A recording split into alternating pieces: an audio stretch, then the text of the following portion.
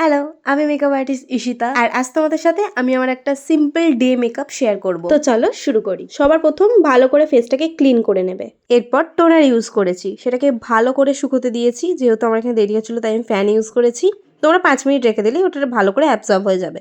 তারপর নিয়ে দিয়েছি ভরকে ময়শ্চারাইজার। উইন্টার সিজন চলছে আর আমার স্কিন খুব খুব খুব ড্রাই। আর শীত হোক কিংবা গরমকাল হোক, সব সময়ের জন্য দিনের বেলা যখনই বেরোবে তো সানস্ক্রিন ইউজ করাই ভালো। তাই আমিও এখানে আমার যতটা পরিমাণে দরকার সানস্ক্রিন ইউজ করে নিয়েছি। তারপর এখানে আমি এলফের একটা প্রাইমার ইউজ করেছি। এটা আমি 12 মাসই ইউজ করি। এটা খুব খুব খুব ভালো। আর আমি আগেও বলবো, এখনো বলছি আর ভবিষ্যতেও বলবো, আমাদের স্কিনে প্রাইমারটা খুব প্রয়োজন। কখনোই ময়শ্চারাইজার আমাদের স্কিন মেকআপের কেমিক্যাল থেকে বাঁচাতে পারে না।